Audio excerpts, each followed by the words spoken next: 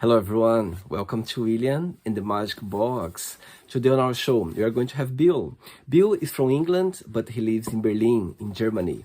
So let's see what Bill has to say. Enjoy the interview. Freezing So hello, cold here. hello Bill, how are you? I'm good, thanks. How are you? Very well, thanks so much for taking the time this evening for the interview. Thank you. It's okay. It's exciting. It's really cold in London as well. It's really cold right now. I think it's the coldest day so far. -8 here. Oh my God. Too cold.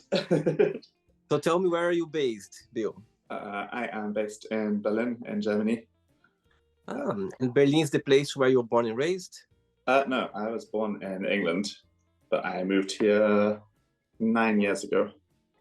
And I was born in Worcester, in England. Okay, and why did you change from England to Berlin?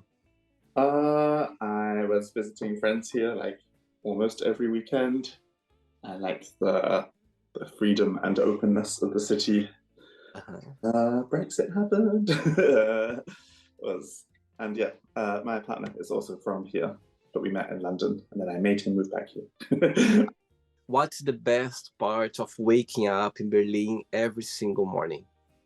The best part of waking up here is knowing that you're surrounded by some pretty weird, crazy people, and they still have the freedom and capacity to be able to be their weirdest possible selves. I felt like I couldn't do in England so much. Amazing. And tell me, what do you do for work, for living, Bill? For a living, I am an artist. I'm a printmaker, and I'm also a theatre maker and performer. And I also teach English and art and drama to German kids. Wow. Amazing. So walk me through a little bit more about your career, how everything got together, how everything started. So I studied in England, in Leeds. I studied performance studies and cultural studies. Did a master's in that in the north of England. And then I moved to Germany. And then, started doing kind of expat jobs, doing customer service and stuff. And then a friend of mine was like, you should come and teach. Well, actually, this is a funny story. My friend George, who is a drag queen, was looking for a performer to help them do a performance in a pretty out there club in Berlin, wearing not any clothes.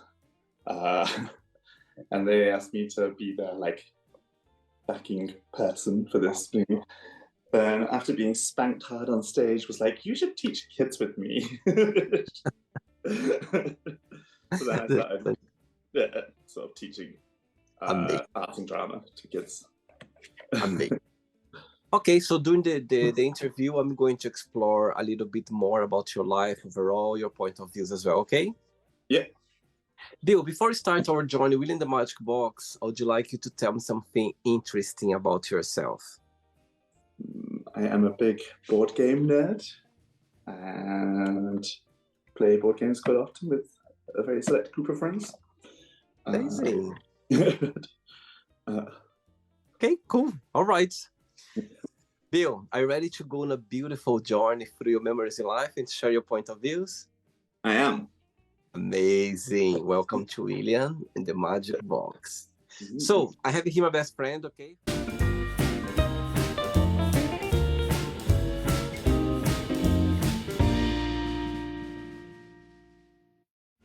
Okay, full of random fun questions.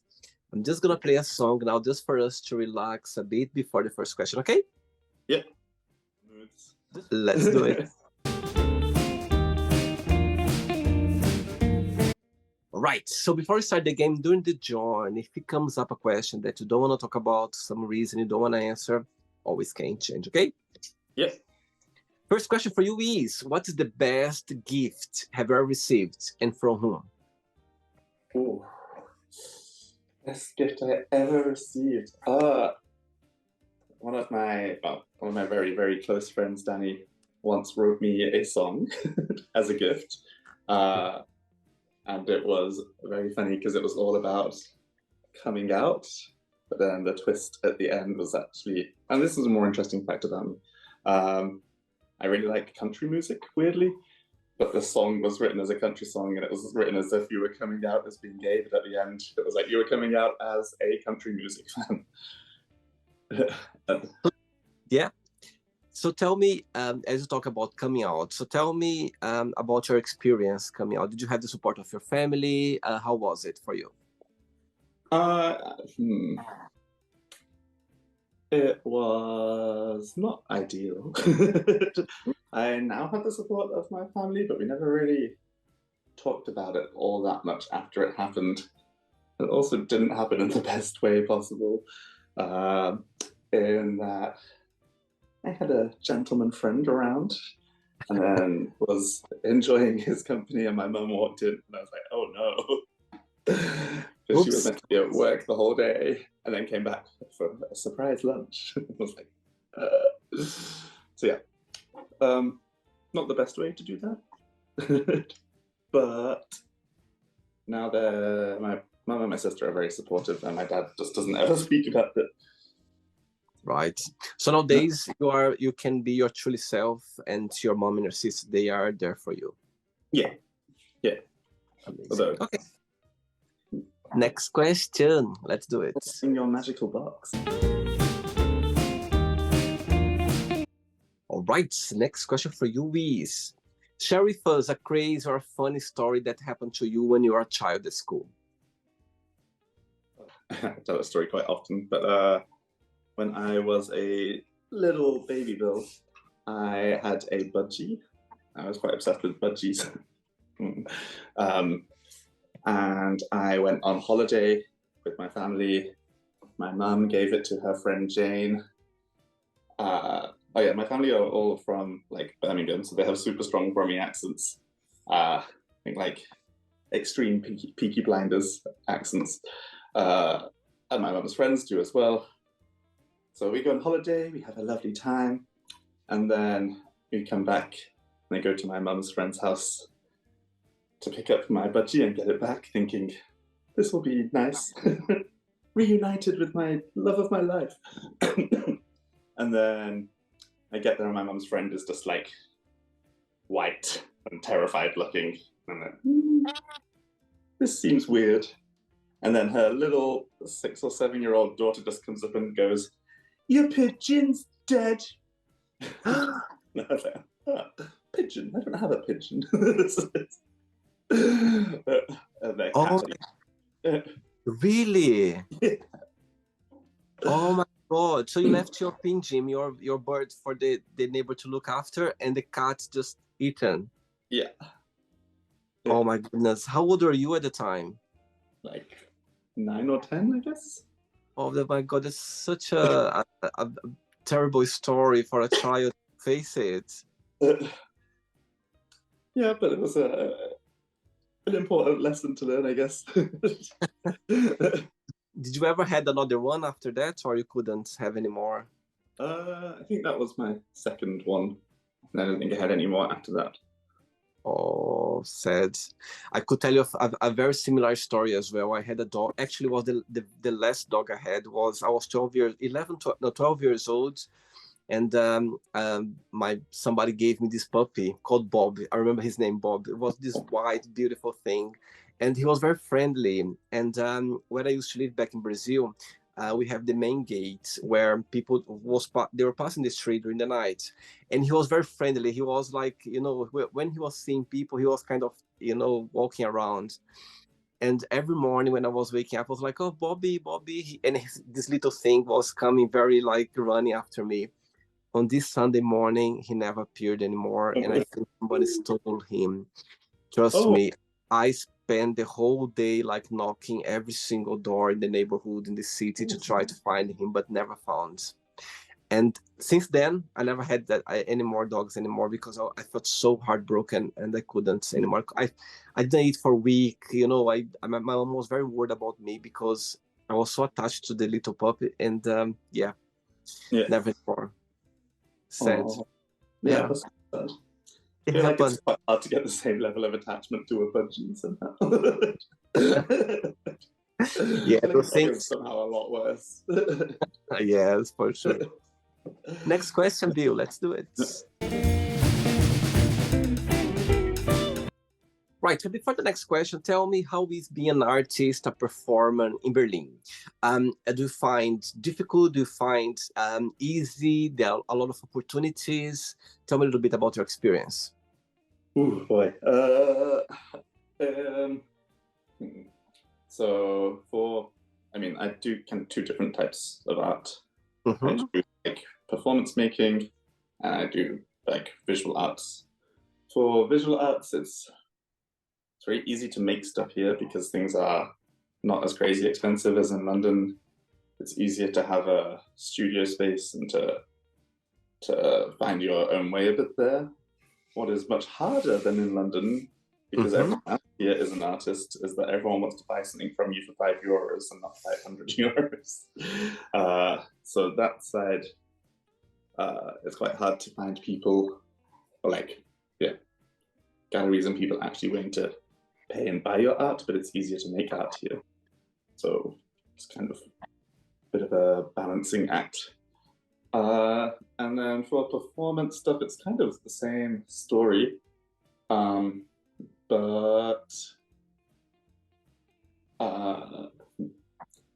I'm in a lot of kind of theatre kind of situations where I make the opportunities myself, which I was also kind of doing in England. So I run a very small collective called Organized Chaos, and we do like 3-day intense rehearsals and then show something on the 4th day. And then I also have like another friend who I work with here, and we make like kind of bigger theatrical shows, but we produce them and make them and direct them, and we do everything ourselves. So it's kind of, it's easier to do DIY stuff here. But there's obviously language issues and things like that you don't really consider until you move here. Although it's not such an issue these days, but yeah. But yeah, generally I find it easier to make work here and to be an artist here than I ever did in the UK. Is speaking English for you, like, do you speak German or not?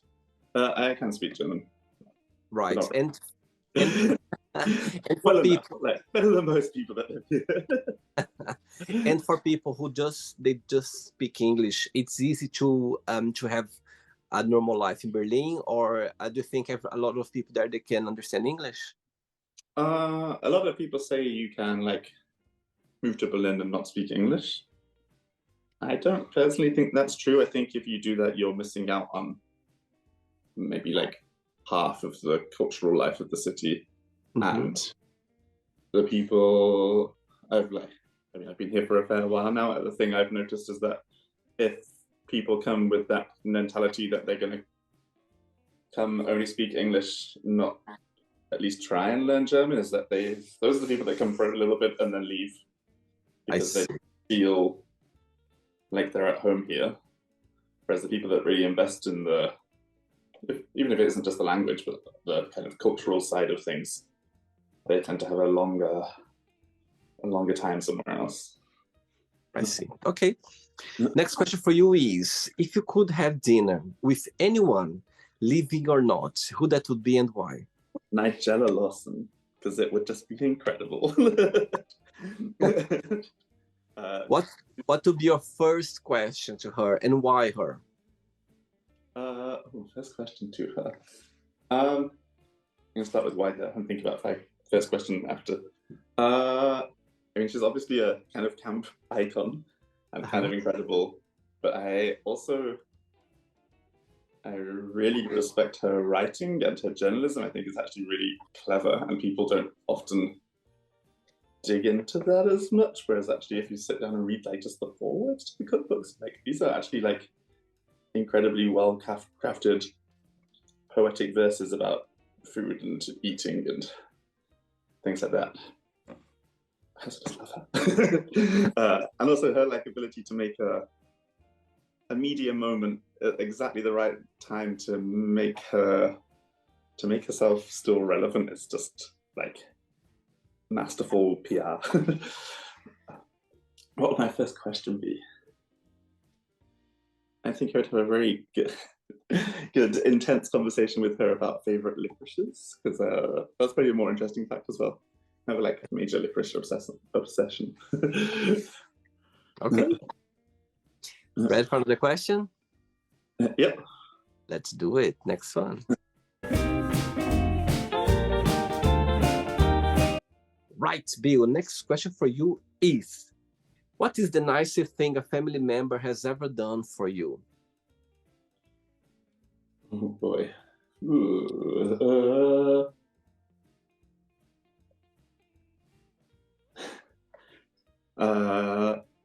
When I, like years ago now, my sister used to work at Yale in the States, in Connecticut, and when I was doing my master's, was like, I'm going to go visit her, and I'm going to do like a longish trip. I'm going to go from Leeds to Reykjavik in Iceland, then from Reykjavik to Boston, then to Boston to my sister, and from my sister to New York, and then back again. So I didn't really think of like, when you go to Reykjavik first, Iceland is like the most expensive country in Europe. Basically spent all of my money like in sort of 4 days in Iceland, and then got to my sister's house and was like, so can I borrow all the money for the rest of my trip? Thanks, bye. So that was pretty nice. Generally, I have a pretty good relationship with my sister. I think we're very there for each other, even though we're quite far away. So she still lives in America? No, she lives in Cambridge. She came back to England. Yeah. I see. All right. I think those times, when you have your sibling by your side, it couldn't be a better person to sort this out, the things. Next question, Bill. Let's do it.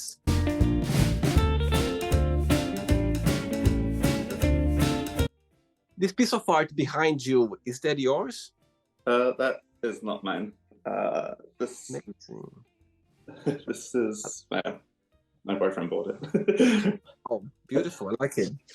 Yeah. Next question for you is, what is the most beautiful thing someone has ever said to you? Ooh, these are hard questions. Most beautiful thing someone has ever said to you. Me and my friend Ronnie have a joke in our friendship group that he said to me once, is that, oh yes, you're always the Care Bear in our group of friends. Nice, that's a nice one. Yeah. Oh. I think it's also kind of true. For sure. I'm sure he meant it, for sure. Yeah. Bill, I have 3 questions left for you, okay? Let's do it.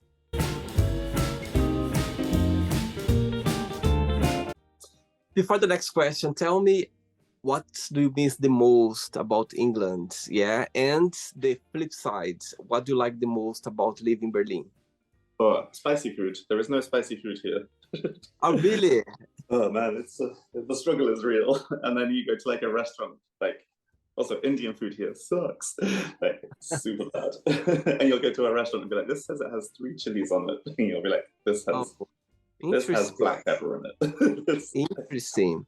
As I asked you before in the beginning about the best part of waking up in Berlin, I'm gonna put the question a different way. What do you find most challenging about living in Berlin? Yeah, German efficiency is not a thing. This is like a myth that is from, I don't know, the 17th century or something. German efficiency means that there is just a ton of paperwork and it's not digital. So you have to go somewhere and then like an old lady stamps a piece of paper and then you take the piece of paper to a different place and then you take that piece of paper with a different stamp onto somewhere else. And it is awful. That is like, sometimes Germany is really hard to live in because of things like that, where you're like, this should just be an easy thing. And in the UK, this would be like an online form, and it can really can really get you down sometimes, which sounds stupid because it sounds like a small thing, but it takes up so much of your life and brain capacity. And then there's always the like, am I going to understand what this person in this town hall says to me? Even though I speak pretty good German, there's always a bit of like, yeah, they're not always the friendliest foreigners. I see. And yeah, so that's challenging. No spicy food is really the worst thing. Interesting. But yeah, I mean it's not the easiest city to live in, but the rewards are really, really high when you get them. I see. Okay. Next question is, what 3 things are you most grateful for? What 3 things do you think? Yeah, that you're most grateful for.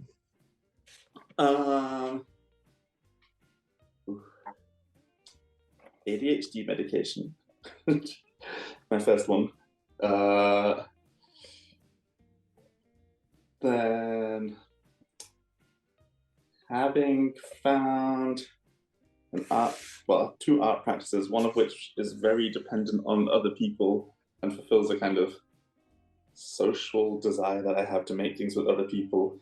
And then another one that is completely the opposite and is just me and has no screens involved and is entirely based on doing hand-based activities and processes that take me completely away from the digital world and the constant information stream. And the third one, really, boyfriend and friends are really like special to me. Yeah. Oh, sweet. Very sweet. 2 questions left. Do it.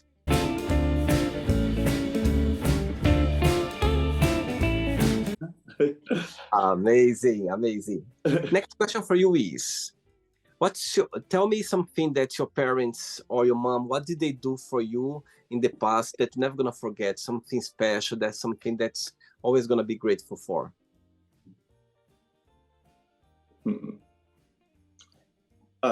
My mom is like a mini job, makes wedding cakes and birthday cakes like insanely good, like high level of skill and decoration. Wow. For my 30th birthday, which was also I'm leaving like London and going to Berlin party, she made this like crazy stack of board games cake that was like insane and beautiful.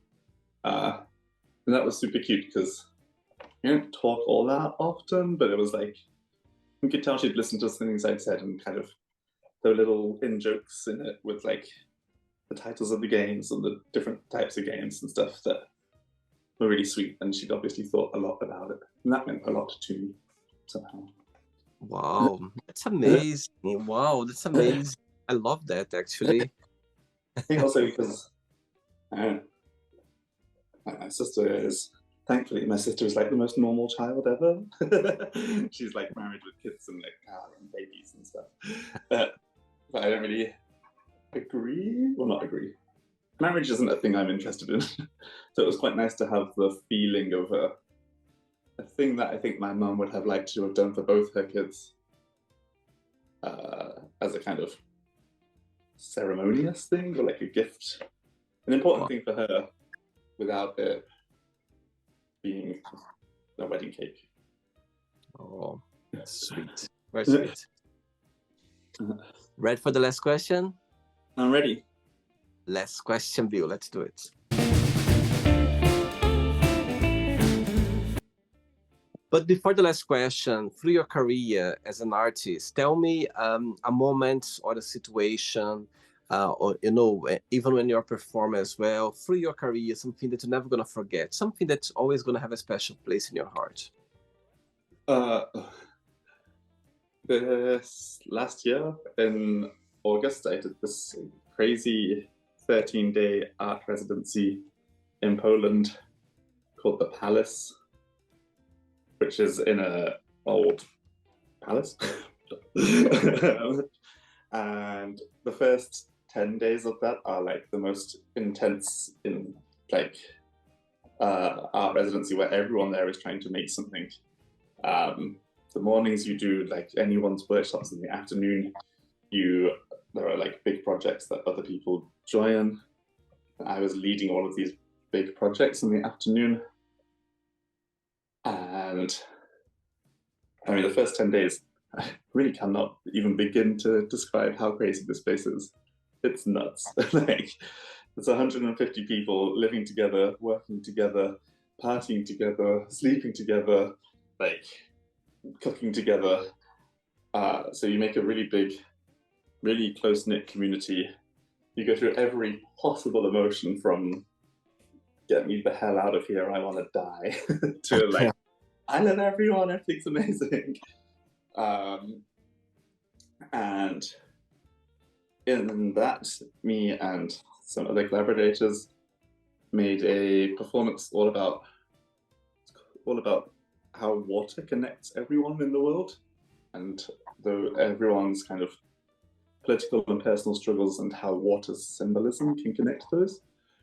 And it was in this beautiful old abandoned fountain house in this 17th century castle, and getting to the point that we were performing this was such a struggle, but then when we did it, it was so good, and everyone was like buzzing from it, and everyone at this residency was like, this was incredible, and then we had the opportunity to perform it again since then in different places. So that 13 days last year was something I will never forget. There are bits of it I definitely want to forget, but there are bits of it that were just like the best thing ever. So wow, beautiful, beautiful. Okay, last question for you is, if you could be an animal, which one that would be and why? Great question. I have two animals. Underneath all these clothes, I have many, many tattoos. Show me. I'm joking.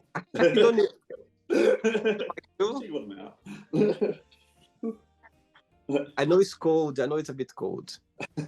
Not heating up here. This is a test as well to see if you can figure out which animal this is, upside down, back to front, and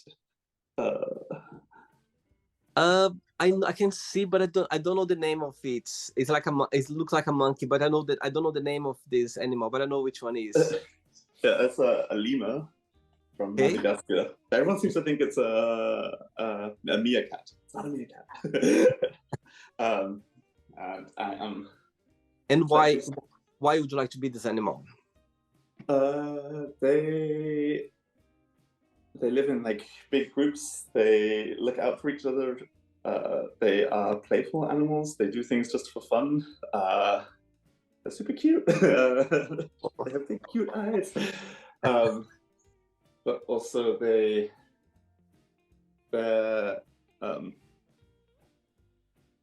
really defend their group of people to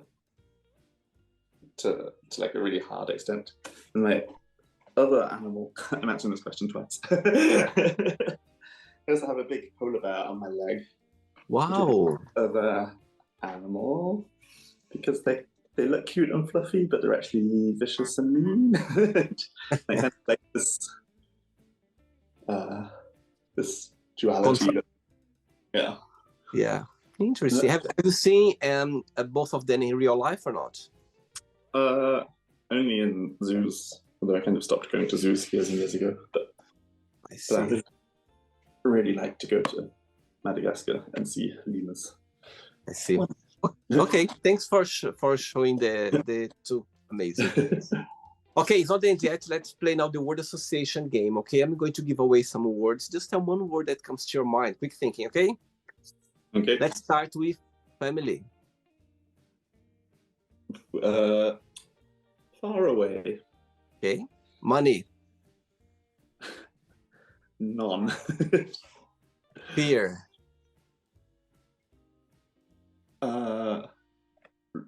Small. Okay. Life. Enjoyment. Love. Lots. Sex. Also lots. I knew you would say that for some reason. I knew it. Religion. Spirituality. Okay. Politics. Left. One word for friendship. Closeness.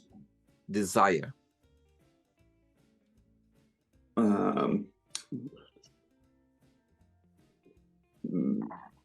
Sexy.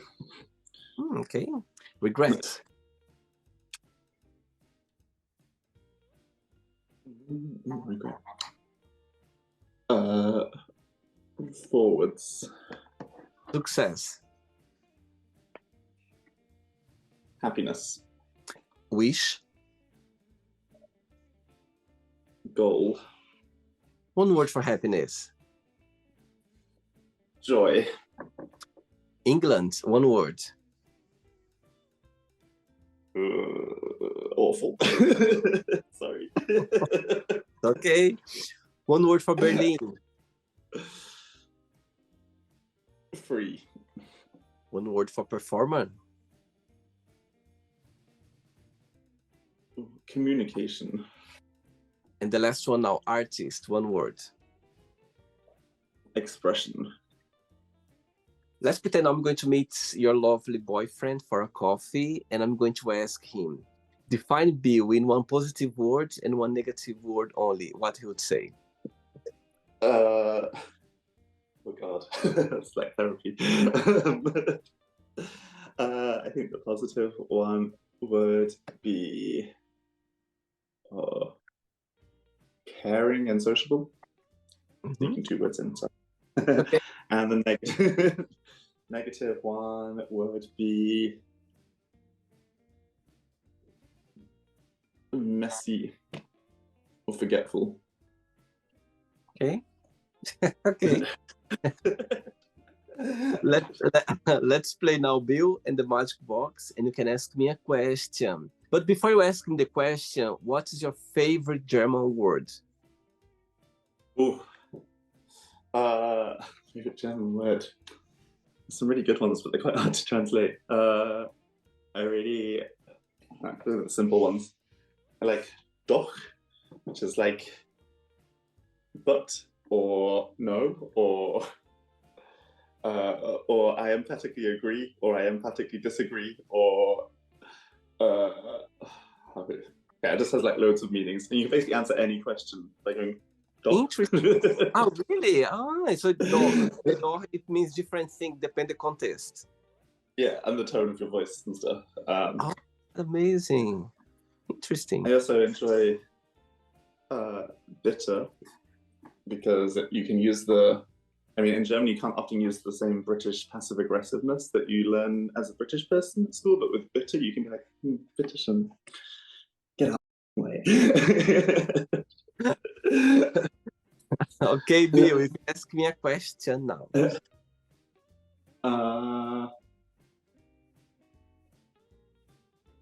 What is one thing from your childhood that people don't know about?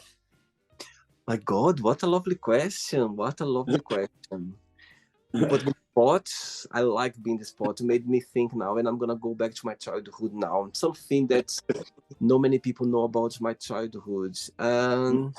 Wow. Okay.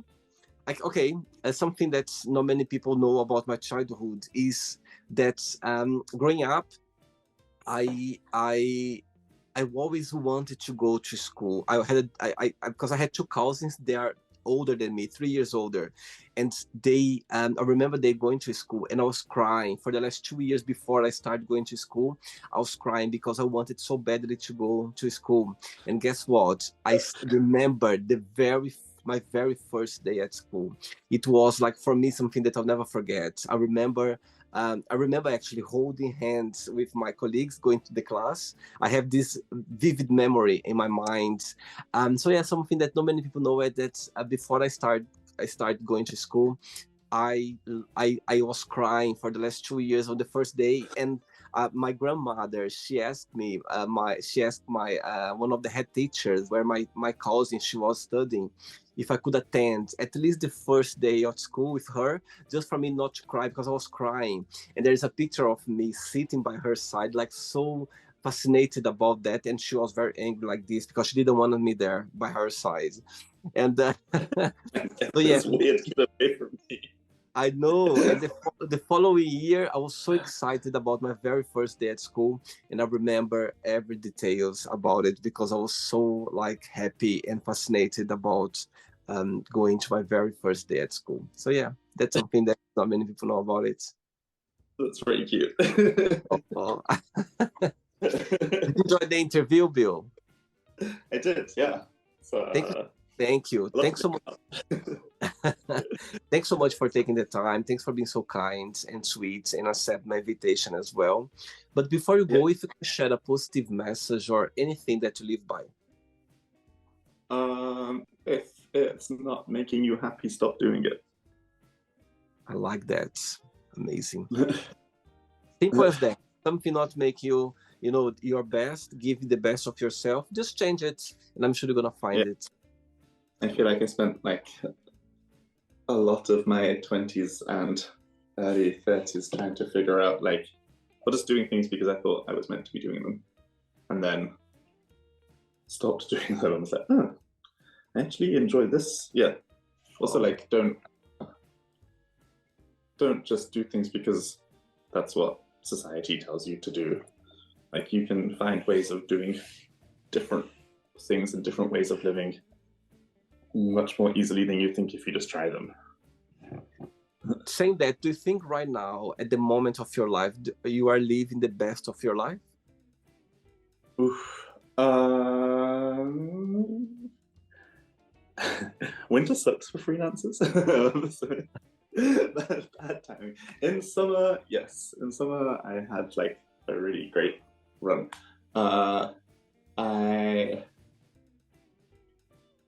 I'm pleased with where I am with my artistic practice. I would like my bank balance to be different. I have something in it. But yeah, I think I feel very content at the moment. And I know that things will change in a few months. So amazing.